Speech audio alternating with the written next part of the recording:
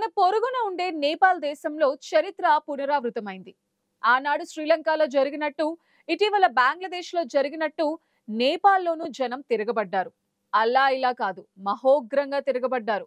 తమను కాపాడాల్సిన రాజకీయ నాయకులు స్వార్థంతో కోట్ల రూపాయలు కొల్లగొడుతూ, ఉద్యమకారులు ఆరోపించే నెపో కిడ్స్ అని పిలువబడే తమ పిల్లలను విదేశీ స్కూల్స్ కాలేజెస్ లో చదివిస్తూ జల్సాలు చేస్తుంటే చూస్తూ ఉండిపోలేదు.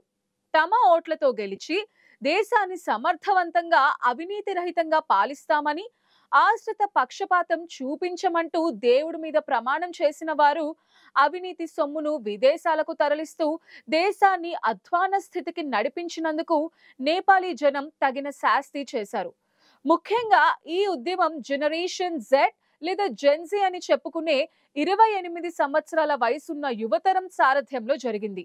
1997 నుంచి 2012 మధ్య జన్మించిన పిల్లలను జెన్జీ అని అంటారు. ఈ తరం పిల్లలు చదువులో ముందుంటారు.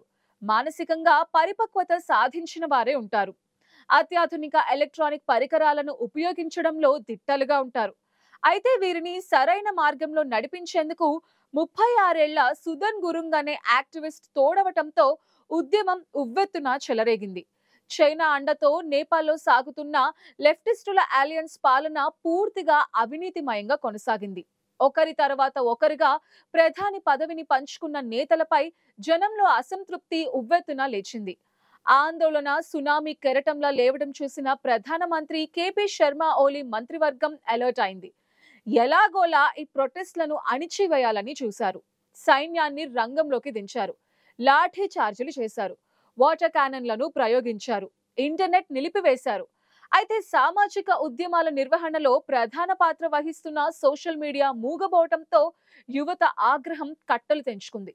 ఇక తాడో పేడో తేల్చుకోవాలని విద్యార్థులు వీధుల్లోకి వచ్చి పడ్డారు. ప్రధాని కేపీ ఓలీ రాజీనామాను డిమాండ్ చేస్తూ ఆందోళనలు, ప్రదర్శనలు, భారీ ర్యాలీలకు దిగారు. ఈ క్రమంలోనే జరిగిన కాల్పుల ఘటనలో 19 మంది విద్యార్థులు ప్రాణాలు కోల్పోయారు. అయితే వీరి ప్రాణత్యాగం దేశంలోని అన్ని ప్రాంతాలలో ఉద్యమం మరింత పుంజుకునేలా చేసింది. ఈ క్రమంలోనే నేపాల్ రాజధాని కాఠ్మండూలోని జనం అడుగడుగునా ప్రభుత్వాన్ని అడ్డుకుంటూ ఛాలెంజ్ చేస్తూ విధ్వంసానికి దిగారు. అడ్డుగా ఉంచిన బ్యారికేడ్స్ ని తొలగించారు. వీధుల్లో ప్రభుత్వ వాహనాలను దగ్ధం చేశారు. చివరికి ప్రజల అసమ్మతి, ఆగ్రహం చూసిన పోలీసులు ఎప్పుడో పక్కకు తప్పుకున్నారు. సేన సైతం వెనక్కి తగ్గింది. ఇంకేముంది, చూస్తుండగానే నేపాల్ అధ్యక్షుడి నివాసం అగ్నికి ఆహుతైంది. ఇన్నాళ్లు అక్రమంగా సంపాదించుకుని కట్టుకున్న రాజభవనం లాంటి ఇళ్లను నల్లటి పొగ మేఘాలు కమ్మేశాయి. ఒక దేశంలో ఉద్యమకారులు నేపాల్ ఆర్థిక మంత్రి భాను ప్రసాద్ పౌడెల్ ఇంటిని ముట్టడించడంతో బయటకు పరుగులు తీస్తుండగా ఓ యువకుడు ఎగ్గిరి తన్నటం హైలైట్ అయింది. ఆ ఫ్లయింగ్ కిక్ సీన్ ప్రపంచ వ్యాప్తంగా సోషల్ మీడియాలో వైరల్ అయింది. అదృష్టం బాగుండటంతో కేవలం జనంతో తన్నులు మాత్రమే తిని బతుకు జీవుడా అంటూ గల్లీలోకి పరుగులు తీసిన పౌడెల్ తన ప్రాణాన్ని కాపాడుకున్నాడు. నిరసనలు హింసాత్మకంగా మారటంతో నైతిక బాధ్యత వహిస్తూ హోంమంత్రి రమేష్ లేఖక్ రాజీనామా సమర్పించుకున్నారు. ఆ దేశ వ్యవసాయ శాఖ మంత్రి రామ్నాథ్ అధికారి సైతం రాజీనామాను ప్రకటించారు. తాజా యువత ఆందోళనలకు మద్దతుగా నీటి సరఫరా శాఖ మంత్రి ప్రదీప్ యాదవ్ రాజీనామా చేశారు. అయితే ఈ వరుస రాజీనామాలను యువత ఏ మాత్రం పట్టించుకోలేదు. కర్ఫ్యూ ఆంక్షలను ఛేదించుకుని మరీ వెళ్లి రాజీనామా చేసిన వాళ్లతో పాటు ఇతర నేతల ఇళ్లకు నిప్పంటిస్తూ వచ్చారు. పలువురు నేతల నివాసాలతో పాటు వాళ్ళ ప్రైవేట్ ఆస్తులకు నిరసనకారులు నిప్పు పెట్టినట్టు స్థానిక మీడియా వెల్లడించింది. దీంతో వెంటనే ఓలీ కేబినెట్ లోని మంత్రులంతా రాజీనామాలు సమర్పించి బతుకు జీవుడా అని అజ్ఞాతంలోకి జారుకున్నారు. స్వతహాగా మొండిగా వ్యవహరించే ప్రధాని ఓలీ ఓ దశలో దేశంలో ఎమర్జెన్సీ విధించాలని కూడా అనుకున్నారు. అందుకు సైన్యం ససేమిరా అనటంతో ఆయన పప్పులు ఉడకలేదు. సోషల్ మీడియాపై బ్యాన్ ఎత్తేసినప్పటికీ వరుసగా రెండో రోజు కూడా ఆందోళనకారులు తమ నిరసనలు కొనసాగించారు. ఈ క్రమంలో కాఠ్మండూలోని అధ్యక్ష భవనం శీతల్ నివాస్ తో పాటు ప్రధాని ఓలీ నివాసం, కార్యాలయంలోకి కూడా చొచ్చుకెళ్లారు. విధ్వంసం సృష్టించడంతో పాటు వాటికి నిప్పు పెట్టారు.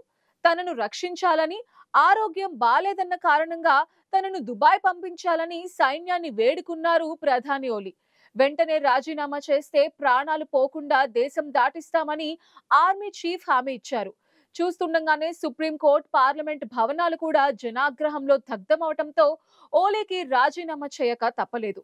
అప్పటికి ఉద్యమకారుల ఆగ్రహం ఏ మాత్రం తగ్గలేదు. మనన్నేం చేస్తారులే, ప్రజలను డబ్బుతో కొట్టి పదవులు అనుభవిస్తామని అనుకునే మన దేశపు రాజకీయ నాయకులకు నేపాల్ ఉదంతం ఓ చెంపపెట్టు లాంటిదిగా అనుకోవచ్చు. లక్షల కోట్లు కొట్టేసి ఒకప్పుడు రబ్బరు చెప్పులతో నడిచిన రాజకీయ నాయకులు నేడు ప్రజల సొమ్ముతో విదేశాలలో రాజసాలను వెలగబెడుతున్నారు. మాటల గారడితో ప్రజలను మాయ చేస్తున్నారు. కానీ జనంలో ఓ వర్గం వారిని ఎప్పుడు గమనిస్తూ ఉంటుందన్న విషయం వారి అహంభావం తొణికిసలాడే కళ్లకు చూపించడం లేదు. రేపు తమ పరిస్థితి కూడా ఇలానే ముగుస్తుందని తెలియనివ్వటం లేదు. ఇదిలా ఉంటే ప్రాణాలు కాపాడుకునేందుకు రాజీనామాలు చేసిన నేపాల్ జనం వారిని వీధుల్లో వెంటపడి తరిమికొట్టారు. అవినీతిని ప్రశ్నించే గొంతుకులను అణిచివేస్తే పరిణామాలు ఎలా ఉంటాయో ప్రపంచానికి మరోసారి చాటి చెప్పింది నేపాల్ జెన్జీ యువతరం. ఇదిలా ఉంచితే ఇటీవలి కాలంలో దక్షిణాసియాలోని మన దేశం చుట్టూ ఉన్న దేశాలలో జరుగుతున్న పరిణామాలను చూస్తూ మనం డాట్స్ ని కలిపితే మీకే ఓ క్లారిటీ వస్తుంది.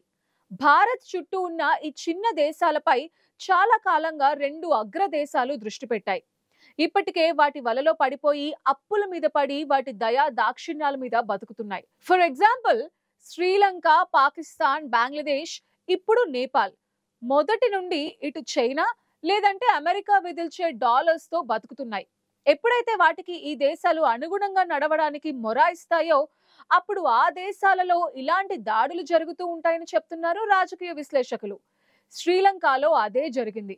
పాకిస్తాన్ లో ఇమ్రాన్ ఖాన్ ను అమెరికా తమకు బేస్ ఏర్పాటు స్థలం అడిగింది. కానీ ఇమ్రాన్ ఖాన్ నో అన్నాడు. అంతే, అక్కడ తిరుగుబాటు జరిగి ప్రస్తుతం జైల్లో ఉన్నాడు. బంగ్లాదేశ్ లోను సెయింట్ మార్టినా ఐలాండ్ తమకు కావాలని అమెరికా అప్పటి ప్రధాని షేక్ హసీనాను కోరింది. ఆమె కూడా అందుకు నో చెప్పింది.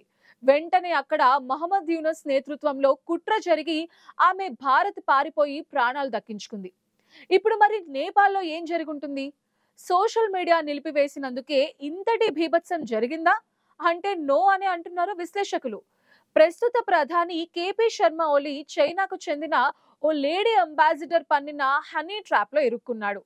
ఆ తర్వాత ఆమె చెప్పినట్టుగా నడుచుకుంటున్నాడు.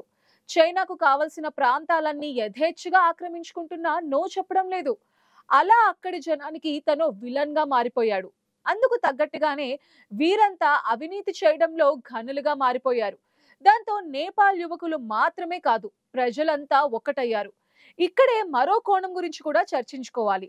2008 వరకు నేపాల్లో రాచరిక వ్యవస్థ కొనసాగింది. అప్పటిదాకా వారిని పాలించిన నేపాల్ రాజు జ్ఞానేంద్ర షాను నేపాలీలు సాక్షాత్తు విష్ణుమూర్తి అవతారంగా భావించేవారు. ఇప్పటికీ రాచరిక వ్యవస్థ అంటే నేపాల్ ప్రజలకు ఎనలేని విశ్వాసం ఉంది. మళ్లీ తమకు రాజుల పాలనే కోరుకుంటున్నారు. ఈ నేపథ్యంలో తమకు తదుపరి ప్రధానిగా ప్రముఖ ర్యాపర్, సింగర్, రాజకీయ నాయకుడు 35 ఏళ్ల బాలేంద్ర షాను తరువాతి ప్రధానిగా జనం కోరుకుంటున్నారు. ఆయన ప్రస్తుతం ఖాట్మండు నగరానికి 15వ మేయర్ గా ఉన్నారు. తనను అక్కడి ప్రజలు మేయర్ బాలెన్ అని పిలుచుకుంటున్నారు. జెన్జీ యువతరం బాగా మెచ్చిన నాయకుడిగా బాలెన్ కు పేరుంది. తన పాటల్లో సైతం నేపాల్ రాజకీయ నాయకుల లోపలి భాగోతాలను, అవినీతి కార్యక్రమాలను విమర్శిస్తూ ర్యాప్ చేస్తూ ఉంటారు. బాలెన్ సివిల్ ఇంజనీరింగ్ లో BE పూర్తి చేశాడు.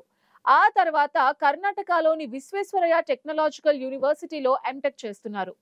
ప్రస్తుతం వెనకుండి నడిపిస్తున్న అమెరికా, చైనాలు ఏ పావులు కదుపుతున్నాయో తెలీదు, ఏం చేస్తున్నాయో తెలీదు. అయితే 2 రోజుల్లో నేపాల్ ప్రధాని ఎవరన్నది తేలిపోనుందని రాజకీయ విశ్లేషకులు చెప్తున్నారు.